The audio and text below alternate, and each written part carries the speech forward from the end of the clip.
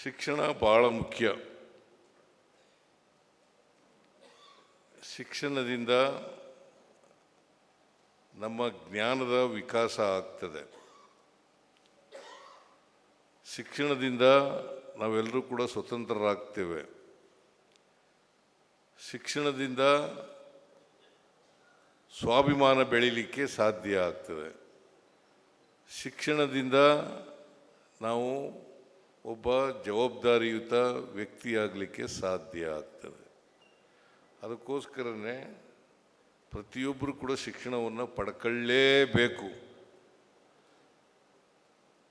ನಮ್ಮ ಸಮಾಜದಲ್ಲಿ ಸಾಮಾಜಿಕ ವ್ಯವಸ್ಥೆ ಇದೆಯಲ್ಲ, ಜಾತಿ ವ್ಯವಸ್ಥೆ, ಆ ಕಾರಣದಿಂದ ಭಾಳ ಜನ ಶೂದ್ರ ಜನಾಂಗದವರು ಮತ್ತು ಮಹಿಳೆಯರು ಅವರೆಲ್ಲರೂ ಕೂಡ ಶಿಕ್ಷಣದಿಂದ ವಂಚಿತರಾಗಿದ್ದರು. ಈಗಲಲ್ಲ, ಬಸವಣ್ಣವ್ರ ಕಾಲಕ್ಕಿಂತ ಮುಂಚಿತವಾಗಿ ಬಸವಣ್ಣವ್ರ ಕಾಲದಲ್ಲಿ ಹೆಣ್ಮಕ್ಕಳಿಗೆ ಶಿಕ್ಷಣ ಕಲಿತಕ್ಕಂಥ ಅವಕಾಶವನ್ನು ಕಲ್ಪಿಸ್ಕೊಟ್ರು. ಮತ್ತು ಎಲ್ಲರಂತೆ ಅವರು ಕೂಡ ಹಕ್ಕು ಚಲಾಯಿಸ್ತಕ್ಕಂಥ ಅವಕಾಶ ಸಿಕ್ಕಿದ್ದು ಕೂಡ ಬಸವಣ್ಣವರ ಕಾಲದಲ್ಲಿ ಅಂತಕ್ಕಂಥದ್ದನ್ನು ಮರೀಲಿಕ್ಕೆ ನಾವು ಸಾಧ್ಯ ಇಲ್ಲ. ನಿಮಗೆಲ್ಲ ಗೊತ್ತಿದೆ, ಅಕ್ಕ ಮಹಾದೇವಿ ಇದಕ್ಕೆ ಈ ಮಂಟಪಕ್ಕೆ ಅನುಭವ ಮಂಟಪ ಅಂತ ಹೆಸರಿಟ್ಟಿದ್ದಾರೆ. ಭಾಳ ಒಳ್ಳೆಯ ಕೆಲಸ ಮಾಡಿದ್ದೀರಿ. ಅನುಭವ ಮಂಟಪ ಇದೆಯಲ್ಲ, ಅದು ಇಡೀ ಜಗತ್ತಿನಲ್ಲೇ ಮೊದಲೇ ಸಂಸದೀಯ ವ್ಯವಸ್ಥೆ. ಇವತ್ತು ನಾವು ಏನು ಕರಿತೀವಿ, ಪಾರ್ಲಿಮೆಂಟ್ ಅಂತ ಕರಿತೀವಿ, ಅಸೆಂಬ್ಲಿ ಅಂತ ಕರಿತೀವಿ, ಇದು ಆ ಕಾಲದಲ್ಲೇ, ಬಸವಣ್ಣವ್ರ ಕಾಲದಲ್ಲಿ 12ನೇ ಶತಮಾನದಲ್ಲೇ ಇದು ಒಂದು ಮೊದಲನೇ ಸಂಸತ್ತು ಅಂತಕ್ಕಂಥ ಮಾತುಗಳನ್ನು ಹೇಳಲಿಕ್ಕೆ ಬಯಸ್ತಾ ಇದ್ದೇನೆ. ಆ ಸಂಸತ್ನಲ್ಲಿ ಮಹಿಳೆಯರು ಇರ್ತಿದ್ರು, ಎಲ್ಲ ಜಾತಿಯವರು ಇರ್ತಿದ್ರು, ಎಲ್ಲ ಧರ್ಮದವರು ಕೂಡ ಇರ್ತಿದ್ರು. ಅಲ್ಲಿ ಜಾತಿ ಇರಲಿಲ್ಲ, ಯಾವುದೇ ಧರ್ಮ ಇರಲಿಲ್ಲ, ಯಾವುದೇ ಪಂಗಡ ಇರಲಿಲ್ಲ, ಎಲ್ಲ ಜಾತಿಯವರು ಕೂಡ ಇರ್ತಿದ್ರು. ಸೊ ಬಸವಣ್ಣವರು ಅದಕ್ಕೋಸ್ಕರನೇ ಅವರು ಈ ಅನುಭವ ಮಂಟಪವನ್ನು ನಿರ್ಮಾಣ ಮಾಡಿ ಎಲ್ಲ ಜನರು ಭಾಗವಹಿಸಿ ಅವರ ಅನುಭವಗಳನ್ನು, ಸಾಮಾಜಿಕ ಅನುಭವಗಳನ್ನು ಮಂಟಪದಲ್ಲಿ ಚರ್ಚೆ ಮಾಡಿ ಅದಕ್ಕೆ ಒಂದು ರೂಪ ಕೊಡ್ತಕ್ಕಂಥ ಕೆಲಸವನ್ನು ಮಾಡ್ತಾ ಇದ್ರು. ಸೊ ಅಂಥ ಅನುಭವ ಮಂಟಪ ಇವತ್ತು ಸ್ವಾತಂತ್ರ್ಯ ಭಾರತದಲ್ಲಿ ಪಾರ್ಲಿಮೆಂಟ್ ಆಗಿದೆ, ಅಸೆಂಬ್ಲಿ ಆಗಿದೆ. ನಾವು ಜನಪ್ರತಿನಿಧಿಗಳು ಇವತ್ತು ಪಾರ್ಲಿಮೆಂಟ್ನಲ್ಲಿ ಚರ್ಚೆ ಮಾಡ್ತೀವಿ, ಮತ್ತು ಅಸೆಂಬ್ಲಿನಲ್ಲಿ ಚರ್ಚೆ ಮಾಡ್ತೀವಿ, ಕೌನ್ಸಿಲ್ನಲ್ಲಿ ಚರ್ಚೆ ಮಾಡ್ತೀವಿ, ರಾಜ್ಯಸಭೆಯಲ್ಲಿ ಚರ್ಚೆ ಮಾಡ್ತೀವಿ. ಇಂಥ ವ್ಯವಸ್ಥೆ ಬಸವಣ್ಣವ್ರ ಕಾಲದಲ್ಲೇ ಇತ್ತು ಅಂತಕ್ಕಂಥದ್ದನ್ನು ನಾವು ಮರೀಲಿಕ್ಕೆ ಸಾಧ್ಯ ಆಗಲ್ಲ. ಸಮಾಜದ ಆಗು ಹೋಗುಗಳ ಬಗ್ಗೆ, ಸಮಾಜದ ಭವಿಷ್ಯದ ಬಗ್ಗೆ, ಸಮಾಜದಲ್ಲಿರ್ತಕ್ಕಂಥ ಕೊಳಕುಗಳನ್ನು ತೆಗೆದುಹಾಕೋದ್ರ ಬಗ್ಗೆ ಆ ಕಾಲದಲ್ಲಿ ಚರ್ಚೆ ನಡೀತಾ ಇತ್ತು. ಸೊ ಅದಕ್ಕೆ ನಾವು ಇವತ್ತು ಈ ನಮ್ಮ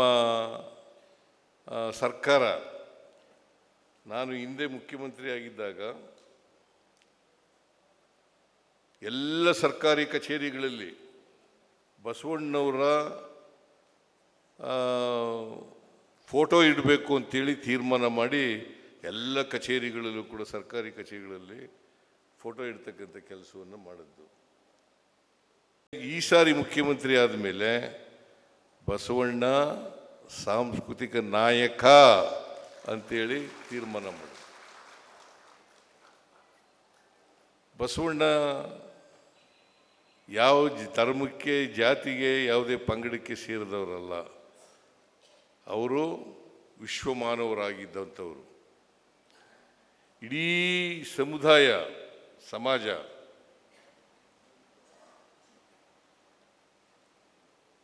ಜಾತ್ಯತೀತ ಸಮಾಜ ಆಗಬೇಕು ಅಂತಕ್ಕಂಥ ಕನಸನ್ನು ಕಂಡಿದ್ದರು. ಮತ್ತು ಅಸಮಾನತೆ ಇರಬಾರ್ದು ಅಂತಕ್ಕಂಥದ್ದನ್ನು ಕಂಡಿದ್ರು. ಜಾತಿಯಿಂದ ಅಸಮಾನತೆ ಆಗಬಾರ್ದು, ಧರ್ಮದಿಂದ ಅಸಮಾನತೆ ಆಗಬಾರ್ದು. ಇದನ್ನು ಕಂಡಿದ್ದಂಥವರು ಬಸವಣ್ಣನವರು. ಅದಕ್ಕೋಸ್ಕರ ಆ ಕಾಲದಲ್ಲೇ ಸಮಾನತೆಯ ಸಮಾಜ ನಿರ್ಮಾಣ ಮಾಡಬೇಕು ಅಂತಕ್ಕಂಥ ಕನಸನ್ನು ಕಂಡಿದ್ದರು. ಅದಕ್ಕೋಸ್ಕರ ಅನುಭವ ಮಂಟಪವನ್ನು ಮಾಡಿ ಅನುಭವ ಮಂಟಪದಲ್ಲಿ ಎಲ್ಲರಿಗೂ ಭಾಗವಹಿಸ್ತಕ್ಕಂಥ ಅವಕಾಶಗಳು ಕಲ್ಪಿಸ್ಕೊಟ್ಟಿದ್ದರು. ಬಸವಣ್ಣನವರು ತಾವು ಅಧ್ಯಕ್ಷರಾಗಲಿಲ್ಲ ಅನುಭವ ಮಂಟಪಕ್ಕೆ, ಅಲ್ಲಮ ಪ್ರಭುವನ್ನು ಅಧ್ಯಕ್ಷರನ್ನಾಗಿ ಮಾಡಿದರು. ಅವರು ಅತ್ಯಂತ ತಳ ಸಮುದಾಯದಿಂದ ಬಂದಂಥವರು, ಅವರನ್ನು ಅಧ್ಯಕ್ಷರನ್ನಾಗಿ ಮಾಡಿದರು. ನಮ್ಮ ಉದ್ದೇಶ ಜಾತ್ಯತೀತ ರಾಷ್ಟ್ರ ಆಗಬೇಕು, ಸಮಾನತೆ ಬರಬೇಕು, ಎಲ್ಲರೂ ಕೂಡ ಸ್ವತಂತ್ರವಾಗಿರಬೇಕು, ಮೇಲು ಕೀಳು ಅಂತಕ್ಕಂಥದ್ದು ಇರಬಾರ್ದು, ಮೇಲ್ಜಾತಿ ಕೆಳಜಾತಿ ಅಂತ ಇರಬಾರ್ದು, ಎಲ್ಲರೂ ಮನುಷ್ಯರಾಗಿ ಬಾಳ್ತಕ್ಕಂಥ ವ್ಯವಸ್ಥೆ ಬರಬೇಕು ಅಂತಕ್ಕಂಥದ್ದನ್ನು ಕನಸು ಕಂಡಿದ್ದಂಥವರು ಬಸವಣ್ಣನವರು. 850 ವರ್ಷಗಳ ಹಿಂದೆ, ಈಗಲ್ಲ, 850 ವರ್ಷಗಳ ಹಿಂದೆಯೇ. ಅದಕ್ಕಿಂತ ಬುದ್ಧ ಕೂಡ ಪ್ರಯತ್ನ ಮಾಡಿದರು,